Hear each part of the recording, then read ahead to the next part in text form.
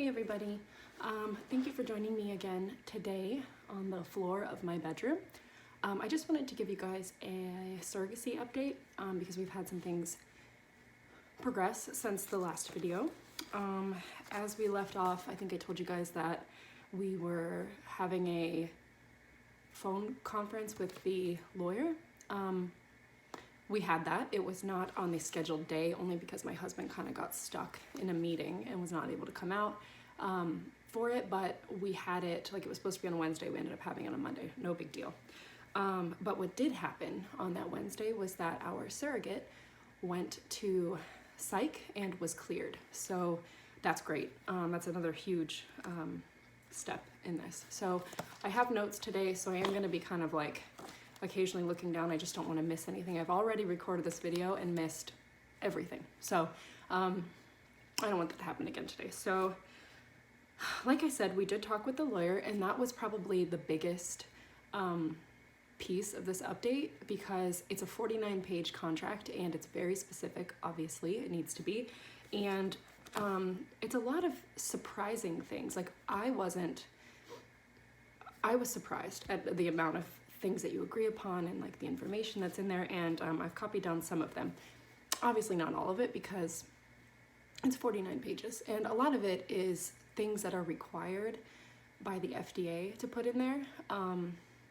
Just things that, the terminology that has to be in there, things that we can't, that aren't variables that we can, change. Something I'm not going to include in this video, but I do want to make another video about is our total cost breakdown for us. The reason why I'm not going to include it in here is because some of the verbiage in the contract is money related, and that is going to change, even if it's just slightly, from what we currently have on our terms sheet, which is what was originally presented to us from the Surrogacy matching agency. So I don't want to give you guys numbers that aren't totally accurate, and those will not be like concrete until our contract is sent to her lawyer and then they have agreed, because she can come back on some things and ask to have things changed if she wants. So I'm just going to jump right into this because I've got a lot. It's not going to focus. I have a lot to talk about, so I just want to get through it. So, and some of these may bounce around as I was making the notes. Things were just coming to me from the conversation we had, and so it's not like totally in order. So the first thing that I put on here to discuss was the term sheet, which I kind of just told you guys about. That was what we were originally given, like the first day that we met with the surrogate when she came, or the surrogacy matcher when she came to our house, and just talked to us about the price breakdown, just so we knew if this was something we were even going to be able to do. And so that was what was sent from her to the lawyer. And that was the thing I was nervous about, that was ever going to get sent over. She did send it over, however, of course it did not match. And it wasn't like crazy different, but it was enough where you're like why, I mean, how many different ones of these do you have for people? Anyway, so basically the difference, which I'll get to what the difference was. Because like I said, it wasn't like a huge, like, $10,000 off or anything like that, but it was enough of like a difference where we needed to have it changed. So the thing that I really, like, we did have some homework coming away from that conversation with the lawyer, and that was basically, we need to get a copy of Georgia, which is what we're calling the surrogate, her health insurance policy, because we have chosen to use her employer's health insurance, the one that she is given, like a regular person. However, we need to find out first if it covers surrogacy, because it's not like a regular pregnancy. It's not like if I were to get pregnant or you were to get pregnant and those benefits just naturally kick in. It's its own beast. So we would need to get a copy of that. They also suggested that we contact an insurance agent to go over her policy, and just someone who knows what they're looking for and can tell us if this is, because some of them cover up to 6 months and then you're kind of left, holding the bag after that. So we just need to make sure. We also need to know if she has short-term disability, because if anything is to happen to her, like throughout this process, we will still continue to pay for the pregnancy, obviously, but we don't pay all of her bills. So I think that's a common misconception, is that when you become a surrogate, somebody just starts paying for your whole life, and that's actually not true. She would continue to maintain her normal lifestyle, and we would pay for anything that was pregnancy related or that had to change because she was pregnant, like needing maternity clothes and food, and then providing like childcare and house cleaning if she was not able to, for the visits that she needs to go to. And obviously when you're pregnant, it's much harder to thoroughly clean your home. So things like that are what we would we end up paying for. The other thing that we needed to get was a copy of her earnings, like how much money she makes. And I know that that's a little invasive. The only reason why we need that is because if she has to go on bed rest, we just need to know how much we're going to need to pay her, like to subsidize her lost wages. And so we just needed a copy of those. And I requested that of Linda, the surrogacy matcher. And that was on Monday, and I'm waiting. It is now Thursday, so I'm just waiting for them to supply that. So the other thing that I wanted to mention about the insurance that I was talking to you about, to see the one that she's getting through her employer, the way that works is, yes, she pays it through her employer. She must get it for free or something, because if not, we would pay for it for her. But we are in charge of, at this time, you'll see why I'm saying that at this time, co-pays and deductibles. So any copay that she was, to get sent, we would cover that, and same with the deductible, obviously, because this is us. So the reason I say that is if that changes, if her insurance does not cover surrogacy, we would have to get a surrogate policy, a surrogate specific policy. They are very expensive, but rightfully so. I mean, this whole thing is so unique and slightly dangerous and unknown, and so that we would do that, or we would pay out of pocket, which we would just have to decide which was cheaper. Anyway, so now I want to talk about the discrepancy with the term sheet that our agency sent over, and then what the lawyer actually had in the contract. So I wish I had the term sheet in front of me. Of course I don't, but I can remember it enough. So in our term sheet, there was a section that was listed for mileage and costs for getting like to and from appointments. And that was like 57 cents a mile or something. And you would have to just calculate it out or something. And that's what we had originally, and that was what was on our term sheet. But what was sent to the lawyer was that in addition to a $150 a month stipend, which it's kind of like an either or thing. You either break down each individual cost a month, and then she would tell us what it is and we would reimburse her, or she gets $150 a month regardless, and everything comes out of there.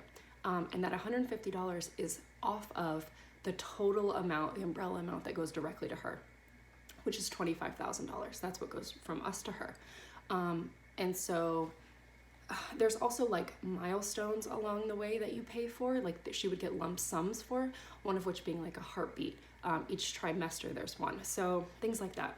But usually it's mileage or stipend. We were fine with either. I just thought for her sake, it's easier if she just gets $150 a month. Who wants to sit out and calculate how much? And I mean, she's a mama and I'm a mama, and I know I don't have time for that. I can't imagine she doesn't. She works full time.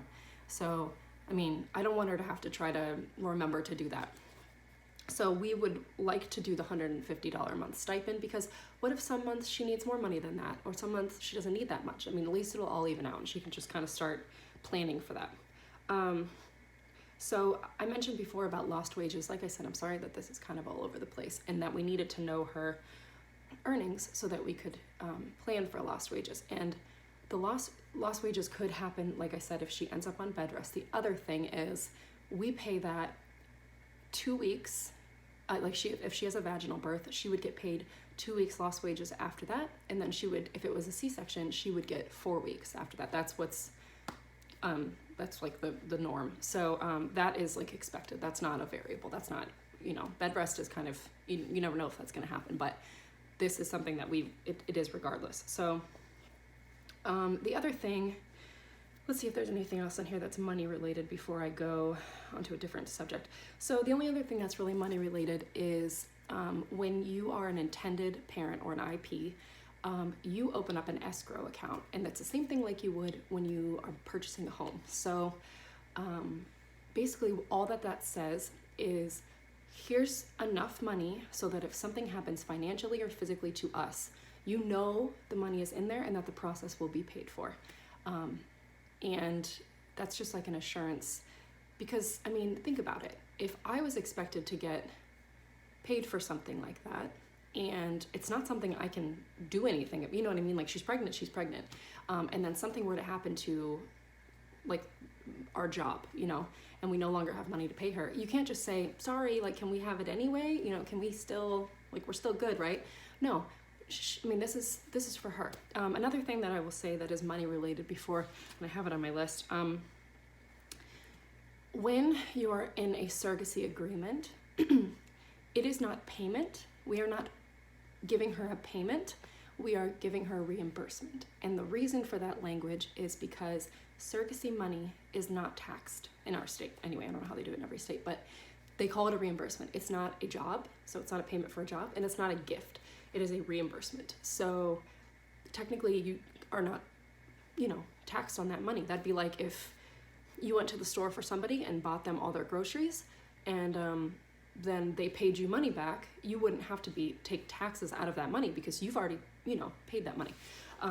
And even though it doesn't really necessarily work that way during the process, you know, it's not a you pay then I pay kind of thing, it is considered a reimbursement so that she doesn't have to be taxed on the money, which I think is great. That's something I learned recently, and awesome. Like, she shouldn't have to, you know.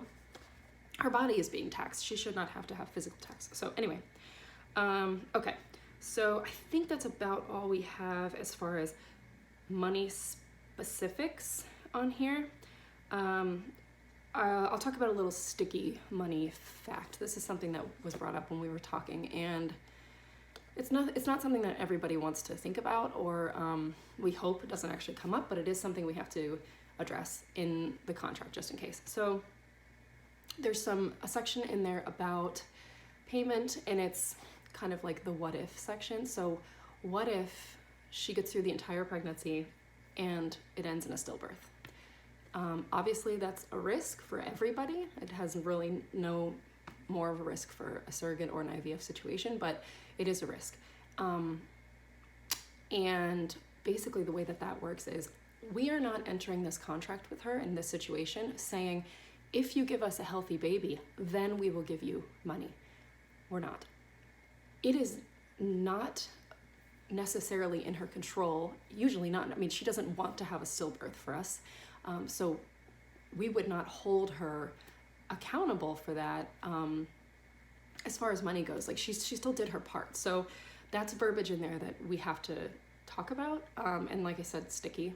But rightfully, like, that needs to be mentioned. Another thing is there is a line in there about if she gives birth to a singleton baby before 36 weeks, or multiples before 34 weeks, there's questions in there about will she still get her total money.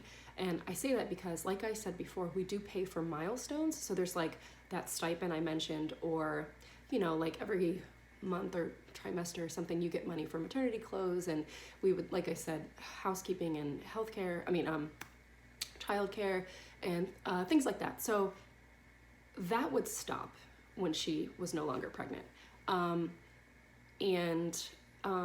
mean, to me, like when I heard that, I was like, well, why would she not get all of her money? She still birthed us a baby. And the lingo isn't like if you birth a baby, period, at 36 weeks, it's like you birth the baby and it lives for 15 to 30 days. And I don't really know why that's, and I think that's just because, like, the care would need to continue for the baby, from us, and I don't know, there's something like that. But nonetheless, it's, does the money continue? Like, will she continue to get the full amount that would be like the maximum amount at 36 weeks? Or like if it was before 30, even if it's 35 and 5 days, only because there has to be a line somewhere. Now, like I said, no, it would, I mean, technically it wouldn't need to, like she would still get, you know, those amounts that she was owed for continuing, like for having the baby, but we wouldn't continue to pay her the monthly or like the revolving payments after that. But we have the option to. So say, you know, she was planning on needing that money for whatever reason, and that was like in her budget up until a 40-week pregnancy, and that ended up not happening, and we felt like we still want, like it's still our option at that point, but in the contract, that's all we're held to. Okay. So the other thing I wanted to list on here that was, we did have to designate guardians. So basically that says that if something happened to us during her, during this process, she would not be left at the hospital with a baby that she did not want and that was not hers. So we did have to designate guardians that have to sign the contract, and that is my husband's parents because they are wonderful.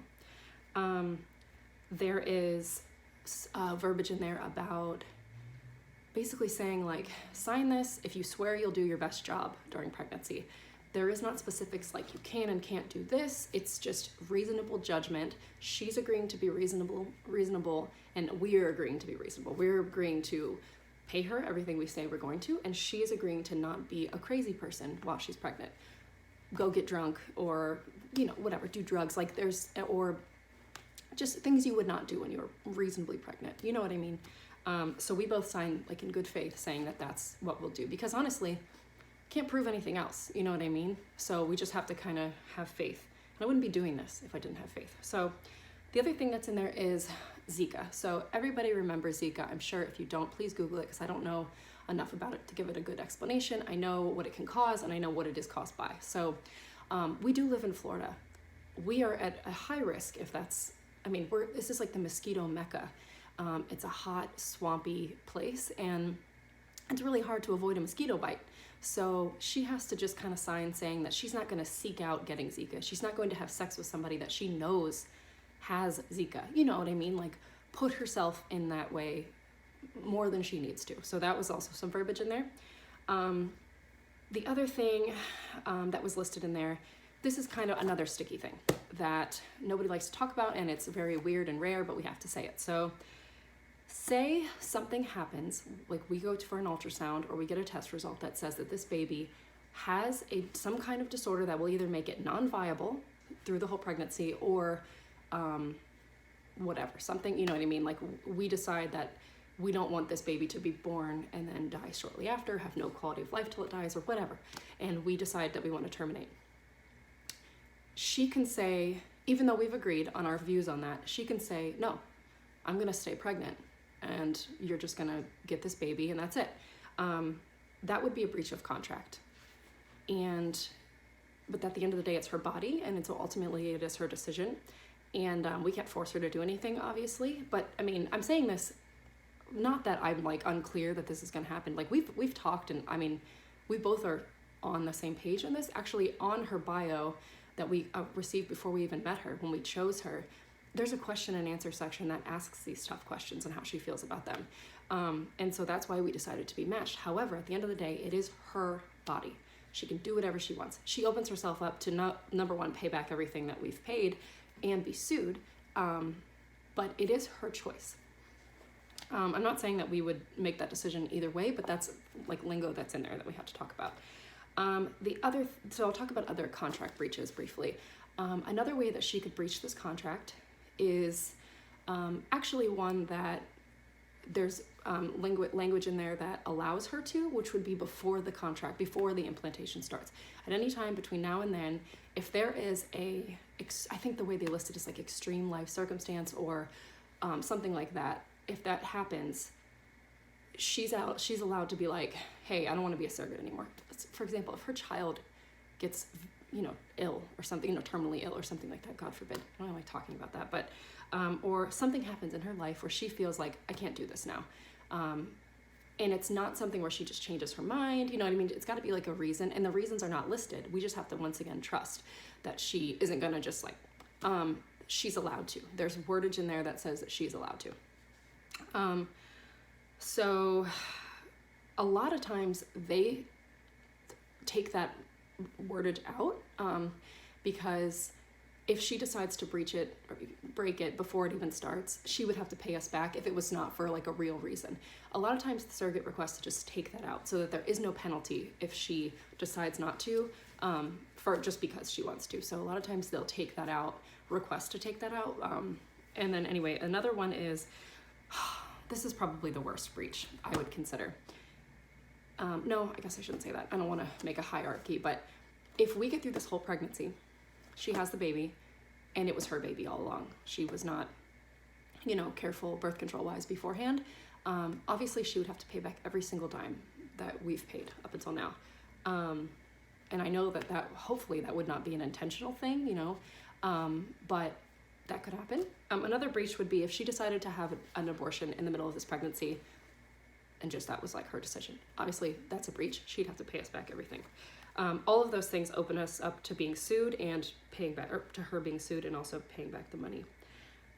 Okay, the last thing I really want to mention, because I can't find anything else in here that we haven't already talked about, is something that isn't contract related, but it is something that I'm sure people want to know, and that's breastfeeding. So she agreed, and there's nothing that goes in the contract about this, because as soon as the baby's born, the contract is done, and that's it. So we can't like sign saying you will do this or you will do that, because afterwards, I mean, we're done here. So she has agreed to pump or breastfeed physically in the hospital, and then because I really want to get, if possible, if her milk has come in, I really want to get that colostrum, and she also agreed to pump afterwards, as long as, and we would pay for that. I mean, there is like payment for that, because it is listed like, if you, this is what we think you should be paid if you do decide to breastfeed. And I'm actually thinking, because she doesn't live near us, she lives about an hour away from us, we were thinking that we would get a place to stay close to her so that we were able to like bring the baby over to breastfeed if possible. If not, you know, like get her milk from her and try to, just for the colostrum part. I don't expect this to go on for months. However, she was open to it if we wanted her to, you know, to pump, and we would pay and whatever. But we, you know, we just want that part. So I just thought that was interesting too, and such a kind thing that she totally doesn't have to do, but she agreed to. Like she hasn't given us enough, you know. Anyway, I'm done here. The only other thing I wanted to list quickly, I know that we're 21 minutes in, but we did go to the doctor yesterday or the day before, 2 days ago. And because for some reason, my husband and I think it's just FDA requirements, had to have a physical. I had to have a PAP for some reason, and we both had to have blood work taken, and it's all communicable disease related, even though our embryos are already made and frozen. I don't know, the FDA requires it. We're fine with it, we don't care. But they did do that, sent our stuff off to be tested, and we also got a cost breakdown for the IVF, for the fertility centers portion, which I'm going to talk about in the cost breakdown video. But I wanted to let you guys know that that did happen, and we got some contracts saying, you know, like this will be for the actual transfer. So when this is our like consent to have it transferred and stuff. So we also got that paperwork, which is really exciting, because this is what they're going to look at the day of the transfer, and you know, it lists that we've got our 2 embryos that are going to be transferred. I just thought that's kind of cool. So another step closer. We're still waiting to hear about Georgia's blood work and stuff, but as long as that goes okay, this contract gets signed, and then we are like really starting the medication and stuff, so that's exciting. Thank you guys for watching this. I'm sorry if I talked super fast. I just wanted to get all the information in one video for you. I can take a breath now. Thank you so much, everybody, for just being like kind and caring enough to watch these videos. It's been wonderful. I feel like I know all of you, and I hope you feel the same about us. Have an awesome day, and I will talk to you guys very soon. See ya.